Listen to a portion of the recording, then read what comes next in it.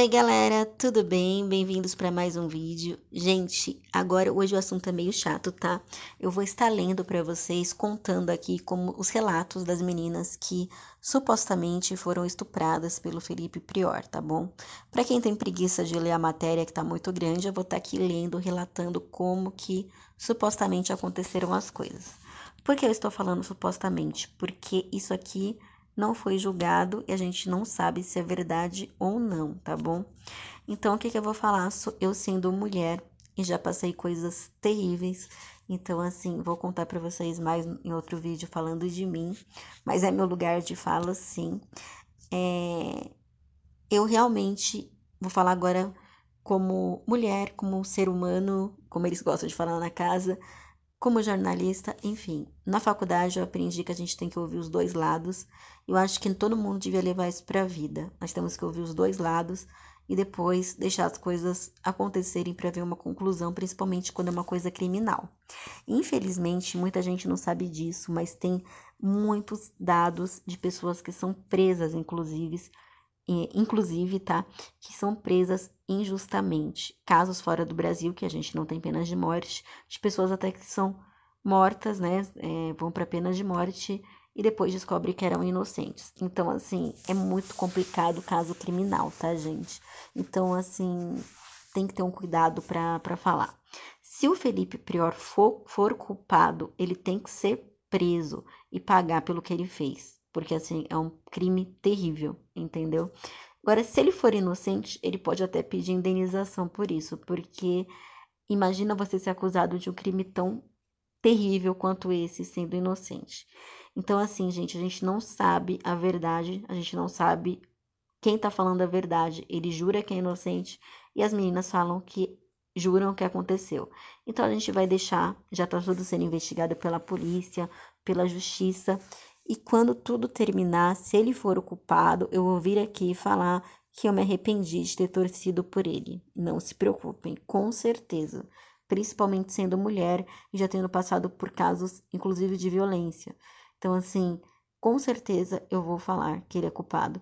Se ele não for culpado, eu vou fazer um vídeo também falando sobre isso. Então é isso, gente. Toda opinião é bem-vinda. Pode comentar aqui o que você acha, se você acha que ele é culpado, se você acha que ele é inocente. Pode comentar toda opinião, toda torcida, todas as pessoas são muito bem-vindas ao canal. Agora, antes de ler o relato, eu vou falar aqui rapidinho, um minutinho só, sobre as coisas que eu tô pensando em fazer no canal, tá, gente? Vou fazer um vídeo aqui mostrando o meu estúdio, tá? Muito legal. Vou mostrar, fazer um tour pelo meu apartamento. Uns vídeos de quarentena, indicando filmes e séries, ou fazer vídeos de fofoca aqui, contando fofoca dos famosos, fofoca dos BBBs, tá bom? Tanto do Big Brother como dos BBBs quando saírem de lá, como tá sendo a vida aqui fora, eu vou contar pra vocês. E também quero fazer vídeos de relatos, igual esses relatos que eu vou ler agora, eu quero fazer vídeos de relatos dos meus inscritos, relatos divertidos e relatos assombrados, sobrenaturais também. Então, gente, comenta aqui se vocês querem isso. Quem quiser mandar o relato, eu vou deixar o meu e-mail aqui embaixo. Mande seu relato, que a gente vai estar começando a fazer vídeos assim também. Também estou pensando em fazer vários vídeos de curiosidade, enfim. Mas eu vou contar isso para vocês mais pra frente, tá? Agora eu vou ler os relatos para vocês, tá? Quero deixar bem claro um alerta, vou deixar alerta aí na tela.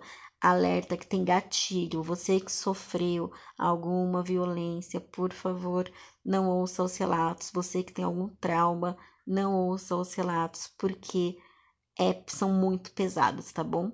Então, assim, vamos lá, vamos começar com os relatos. Vamos ao relato, tá bom, galera? Começando antes que eu esqueça, a reportagem deixa um alerta aqui muito importante. Tem muitos gatilhos nessa reportagem. Se você sofreu algum tipo de violência ou se tem algum trauma, por favor, pare de ouvir, porque realmente tem bastante gatilho e é bastante pesado os relatos, tá bom, gente? E aqui as meninas são faladas por codinomes, tá? Não são o nome delas, para proteger a identidade delas. Os nomes citados não são os verdadeiros, tá bom? Então vamos aos relatos.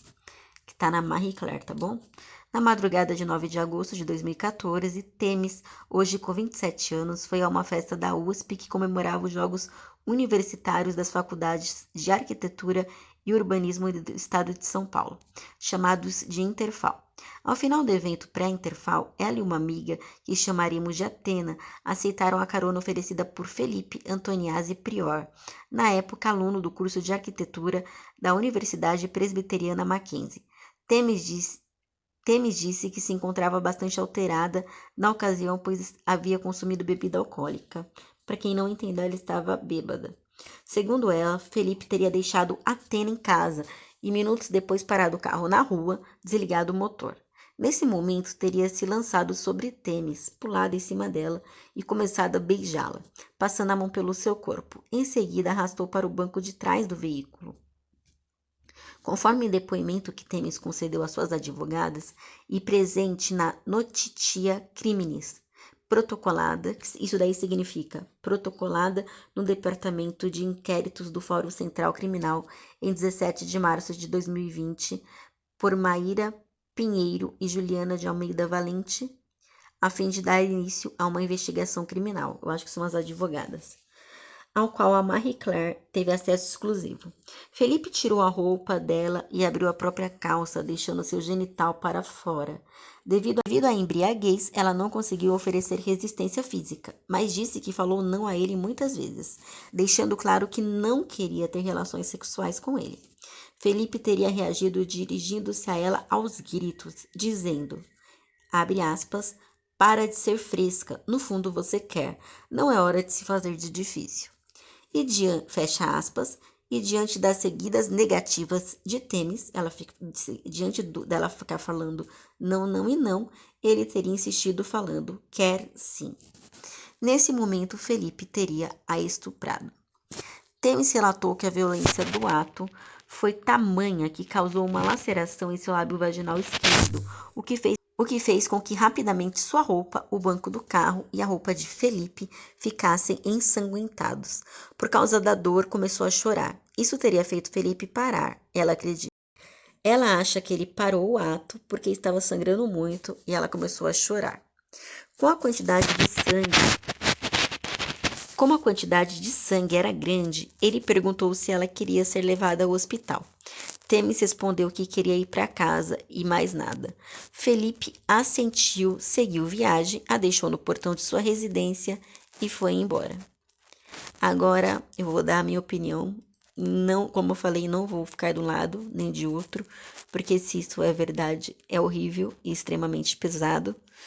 Mas essa parte eu achei muito estranha, porque alguém que faz isso, eu acho que não se oferece para levar a pessoa ao hospital, porque isso iria incriminá-lo.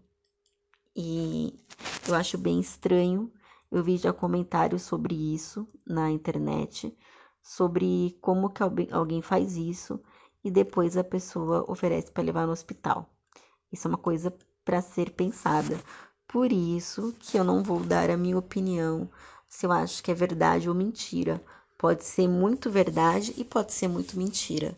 Então vamos esperar essa investigação criminal ser completada, ser terminada, para a gente poder dar nossa opinião. Só deixei claro que eu achei muito estranha essa parte aqui. Agora vamos para a próxima aqui, continuando. Continuando o mesmo relato, tá, gente? Naquela mesma madrugada, Temis foi ao hospital acompanhada da mãe, que pediu para ver o ferimento e notou um corte de cerca de 3 dedos de comprimento na região genital, profundo o suficiente para chegar até o músculo. Como consta no documento, precisou vestir uma fralda geriátrica para conter o sangramento, e a mãe não quis dar detalhes do acontecido à mãe. No hospital, foi atendida por 3 médicas, para as quais também escondeu a violência que havia sofrido. Isso aqui também é o que estou falando. Geralmente, a mulher, quando passa por isso, realmente não quer falar sobre o caso, e muitos desses casos ficam impunes, porque realmente a mulher, eu não sei se por vergonha ou por medo de ficar como mentirosa, né? Acaba não falando. Então, vamos continuar aqui, né? Diante da pergunta de uma das médicas, quem fez isso? Temis falou que havia sido o namorado. Em casa ficou 1 semana de cama, precisando de ajuda para andar e ir ao banheiro. Diz que teve dificuldade de abordar o estupro nas tentativas de começar um tratamento psicoterápico. Conta ainda que cerca de um ano após o estupro, passou a vivenciar crises de pânico e precisava de apoio para ir e voltar do trabalho.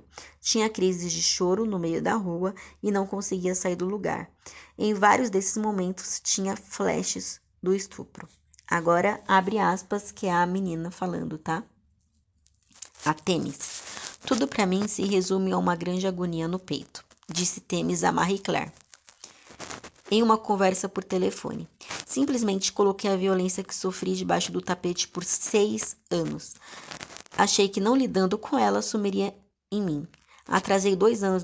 Ele é um cara impulsivo e agressivo. O que mostrou no BBB não chega nem perto do que ele é na vida real. Tenho medo do que pode fazer, mesmo diante de uma acusação formal, com advogada e tudo. Mas não posso mais guardar esse mal em mim, afirmou, fecha aspas. Ainda de acordo com o documento, durante os Jogos Interfal em 2016, no município de Biritiba, Mirim, Felipe teria praticado o crime de tentativa de estupro contra a estudante Freia. Também, gente, também é um codinome, tá? Hoje com 24 anos. Segundo o depoimento dela, ele se aproveitou de seu estado de embriaguez, para quem não entende, bêbada, e a persuadiu, a convenceu a ingressar em sua barraca no camping dos Jogos Universitários após abordá-la em uma festa. Na barraca aconteceram as tentativas de estupro. Ela relata que Felipe tentou penetrá-la no ânus por 2 vezes e, diante da negativa, disse com temor: "Eu não quero, não quero." A conteve fisicamente usando de sua força. Diz ainda que o estupro não foi consumado porque o empurrou usando os braços e as pernas e conseguiu fugir. Apesar de ter entrado na barraca do acusado, Freya diz que quando percebeu que não havia camisinha para sexo, se recusou veemente a continuar a relação. Mas ele insistiu usando força física. Agora abre aspas para o depoimento dela. Quando começou o BBB, vi um tweet de uma garota que dizia que o Felipe tinha fama de assediador no Mackenzie. Foi quando entendi que a violência que sofri não era única. Mandei uma mensagem para a garota e disse a ela que se aparecessem mais vítimas, me manifestaria. Dessa forma, encontrei Temis, que me contou que além do estupro, tinha o boletim médico comprovando a laceração em seu genital, disse Freya a Marie Claire, também em entrevista pelo telefone. A partir desse encontro, decidiram agir. Nos Jogos Interfal de 2018, realizados no município de Itapetininga, Felipe teria cometido outro estupro. Dessa vez contra Isis, também um codinome, tá, gente? 23 anos atualmente. De novo prevalecendo-se do estado de embriaguez dela. Bêbada, de novo, a moça estava bêbada e dizem que ele se aproveitou desse estado para cometer o estupro. O relato é parecido com os anteriores. De acordo com Isis, Felipe a chamou com muita insistência para entrar em sua barraca, onde iniciou relações sexuais com ela de maneira consentida. Ela permitiu o começo das relações. Consentida significa isso, tá? No entanto, após ele passar a agir de maneira agressiva, Isis verbalizou que queria parar, o que não surtiu efeito. O acusado deferiu tapas no rosto e por todo o corpo de Isis, mesmo depois dela dizer que estava sentindo dor e por diversas vezes que desejava interromper a dinâmica para o ato. Chegou a chorar, conta, mas ele disse que não a deixaria sair dali. A uma certa altura, teria colocado deitada de barriga para baixo e se pôs sobre seu corpo, de forma que ficasse imobilizada no chão. Mesmo após terminar o ato sexual, a empurrou e puxou, fazendo com que ela caísse sobre o colchão e que não conseguisse se desvencilhar da situação. Ela apenas conseguiu sair de dentro da barraca depois que ele caiu no sono ao amanhecer. Naquela noite, na barraca, ao lado, 2 testemunhas escutaram Isis chorar e pedir que o acusado parasse. Uma voz feminina chorando. Aí, vamos lá. Abre aspas. Uma voz feminina chorando. A voz dizia: "Para, tá me machucando." E continuava chorando. Fecha aspas. Quem falou isso foi a testemunha que estava na barraca do lado. Essas testemunhas sustentam a versão de Isis no documento da acusação. Abre aspas. De novo, gente, abre aspas. As meninas que moram comigo gostam de assistir BBB.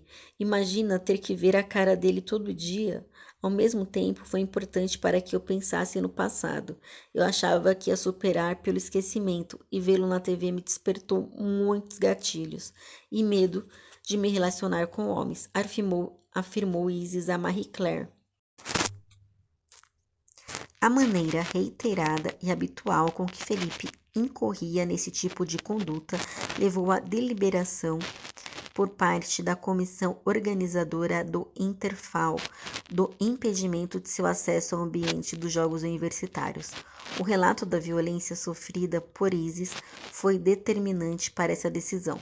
Segundo Maíra, advogada das vítimas, seu caso foi reportado à Comissão Antiopressão da Interfal, sem grandes detalhes, ainda durante os Jogos. Na reunião de fechamento em outubro de 2018, foi novamente mencionado, junto com outros relatos de assédio por estudantes de outras faculdades. Em face disso, foi decidido que Felipe não poderia mais participar dos eventos relacionados aos Jogos. No entanto, até a entrada de Felipe na 20ª edição do Big Brother Brasil, ninguém prestou queixa oficialmente. As denúncias começaram a aparecer nas redes sociais em janeiro, indicando que ele teria tido um mau comportamento durante o período da faculdade, especialmente contra as mulheres. O Interfal foi questionado nas redes, conforme mostra o tweet. Gente, eu vou soletrar o arroba, tá bom? Eu acho que é arroba Morestidia, mas vamos lá. É arroba MORESTYDIA. Publicado no dia 27 de março. Em resposta à usuária, a Interfal escreveu: temos ciência do que está acontecendo e nos pronunciaremos no momento certo. Tentamos contato com o Interfal, que não se pronunciou até o fechamento desse texto. A faculdade não tinha se pronunciado até o fechamento da matéria, tá? As advogadas entraram com pedido de medidas cautelares para que Felipe fosse proibido de manter contato com as vítimas e testemunhas por qualquer meio de comunicação, inclusive por terceiros em internet. A solicitação foi acolhida pela Promotoria de Justiça do Estado de São Paulo e aguarda julgamento. Como os crimes aconteceram em 3 cidades diferentes, a investigação poderá ser realizada por um grupo especializado do Ministério Público ou se desdobrar em até 3 inquéritos policiais diferentes. A reportagem procurou Felipe Antoniazzi Prior para que ele respondesse às acusações. O primeiro contato com seu assessor de imprensa foi feito na quarta-feira, 1º de abril.